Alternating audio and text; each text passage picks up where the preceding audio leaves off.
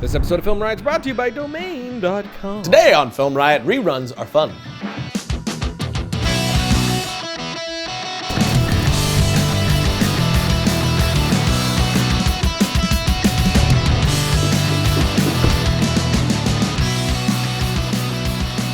Welcome to FilmRiot, the show that takes mystery out of the effects and techniques. Go to some of your favorite Hollywood films. I'm your host, Ryan Conley, and today, in real time, we had just finished shooting a short film project that we've been working on. Real time meaning real time for you watching this, the future for me currently, so next week for me, but now for you. Makes sense. Okay.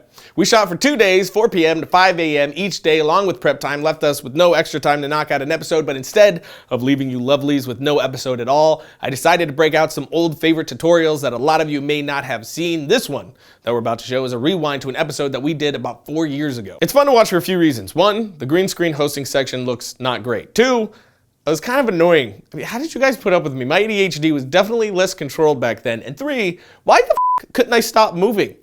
Do I still do that? Yes. That bad? No. It's like you guys gave me bowls of cocoa crack. Wait, yes or no? No. I did put stuff in your water. Does cocaine make you hyper? Because I was saying I ate cocaine. Does it make you hyper? Maybe. I don't know anything about drugs. Anyway, the tutorial comes at the end of a Josh possessed by a demon story arc. Long story short, I kill Josh, bring him back from the dead with black magic. Turns out he was possessed by Stark and imagines cutting my head off. Normal stuff. But it led to this effect here.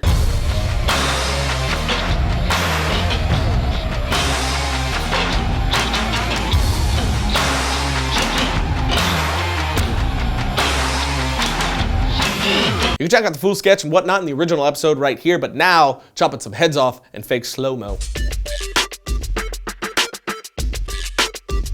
Well, hell's bells, my friend. If you don't remember what episode this email is referring to, then let me fill your eye holes with some clarification.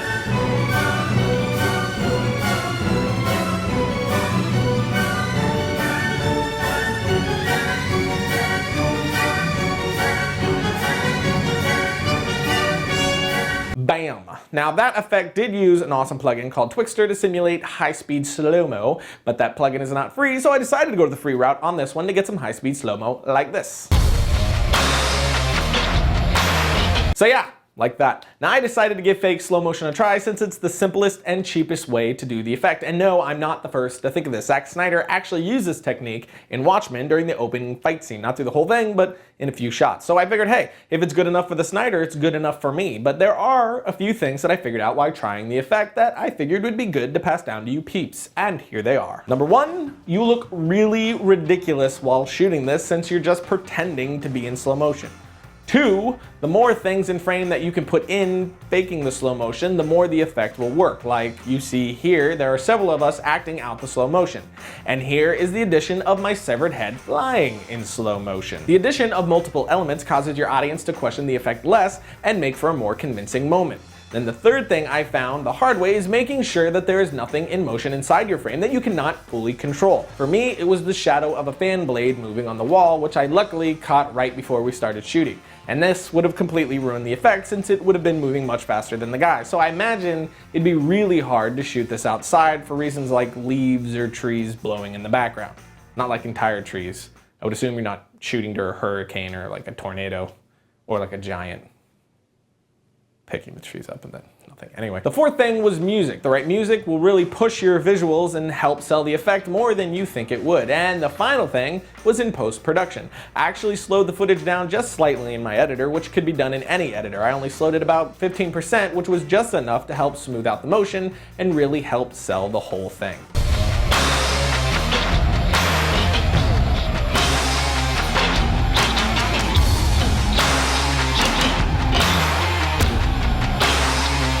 But there you go, high-speed slow motion, that is not slow motion at all. Funtown, USA. Holy ballsack! Flying severed heads are fun! Holy ballsack, flying severed heads are fun. Holy ballsack! Flying severed heads are fun! Holy ballsack! Flying severed heads are fun! Okay, that's enough, I think. So, I want to shoot a scene where I don't really feel like reading the email, so to sum it up, he wanted the severed head thing, and his name was Burke. And go. This one was half easy and half not, and unlike the last effect, you are going to need some software that costs some dollar bills, y'all. Dollar bills, y'all. Dollar bills, y'all. Dollar bills, y'all. First, we used the fake slow motion again to shoot me falling back. Then I moved out of frame to get a clean plate.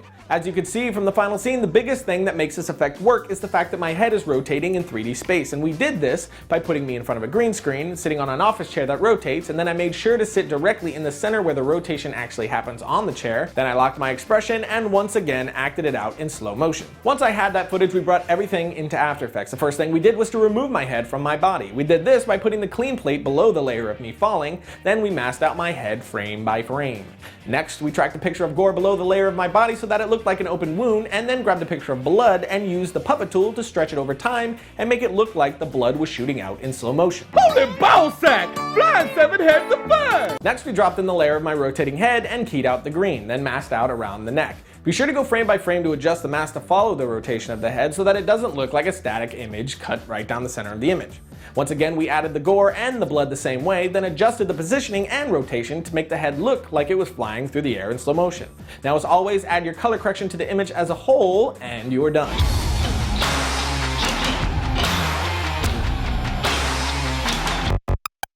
Domain.com is the place to go if you're trying to get yourself seen on the interwebs. If you have a face. Do you have a face? What? Do you have a face? I do not. Why can't you cooperate? I'm looking at your face. I lost you it. clearly have a face. I lost it. I'm looking at your face. I lost it. You have a face. I can see your I face. lost it,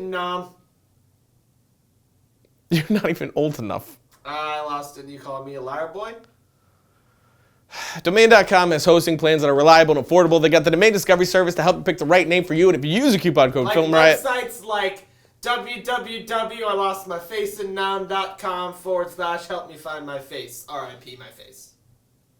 if you use the coupon code FilmRiot at checkout, you get 15% off your domain name and web hosting. When you think domain names, think domain.com. Just once, I want you to cooperate with me. /help me find my face.com. Why would you / .com. logo? We ain't done yet, kids. I have another oldie but a goodie. This one is from 1 year later, so almost 3 years ago. After our excitement of the Avengers being released, we decided to put ourselves in the Avengers trailer. The same sort of idea that you would see from the MTV Movie Awards or other things like it. We shoved ourselves inside of shots from the trailer, like this one. Trying to get me back in the world? Trying to save it. Cheetah man! But I'll shut up now and let you watch the tutorial. We're gonna go through a few processes to get this done. First, how to properly shoot the footage. Second, keying. Third, rotoscoping. And finally, color correction. So first up, shooting. I grabbed the trailer off YouTube, then sat down and planned out where I wanted to place the guys in. After that, I grabbed screenshots of each scene that I will be digitally forcing them into. Now I can grab my iPad and use these screenshots for reference when setting up the lighting and angles for each one of my shots. So, take this shot for example. We have Josh as Captain America's alcoholic trainer. I mean, we didn't establish that, but I think it's like there in the undertone, you know? If we take a look at Chris Evans in this shot here, we see that the lighting is mostly soft with a harsh light coming from above and behind, which we can see from the hotspot on his back and on the post behind him and from the angle of the light in the back here. Now, I don't want to make Josh's lighting identical to Captain America since he's supposed to be standing further back than him. So I made the light a bit more sidle for Josh than we see on good old Cap, since it feels a bit more realistic like this to me. Now, another thing to keep in mind is the height of the camera. From looking at the shot, we can see that the camera is just a bit above Captain America's shoulders. So I will try to replicate this angle for Josh's shot, again keeping in mind that he is supposed to be further back in the room. No, it's not! But now with my footage a shot, we move into After Effects. First thing I will do is mask my footage, so I'm only using what I need. Then I'll position Josh where I want him and do my keying. So as I've shown you before, I use and love Primat for keying. It's a fantastic piece of software from Red Giant. I won't show how to use it here since we already did that in this episode here. Don't you remember? The only thing I did different was to add an edge blur and set it to about 2, and then I completely left out light wrap every time I tried to use it. It just killed the effect and made the guy stand out too much.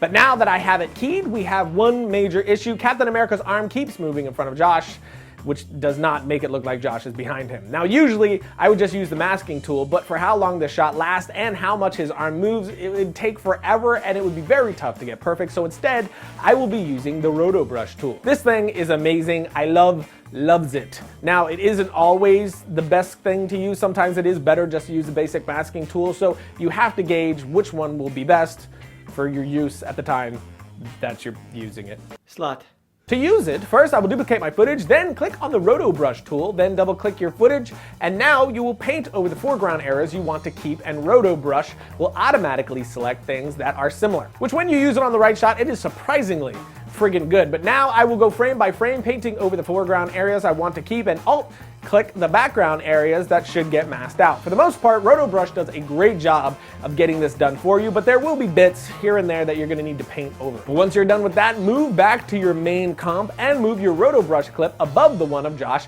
and whammy, he's now behind Captastic. Whammy wham! So the last thing to do is color correct. For this, I drop levels on, then switch the project color space to red, then move the red controls in levels, and tweaked the parameters till Josh matched here. Then I did the same thing with the green and blue channels.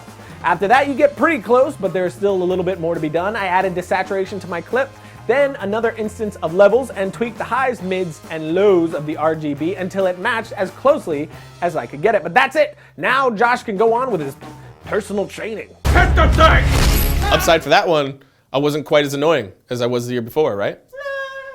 Like a little bit better? Like not quite as annoying? Like slightly less want to punch me in the face? Well, that's it for today. I'm sure at this point that the episode goes online, I will be in a sleep coma, but I will definitely be posting some stuff from our shoot to my Instagram right here and my Twitters right here so you can see what we were up to. And I'll see you guys next week when we get back to business as usual. Also, I hide a body in my apartment and then throw a dinner party.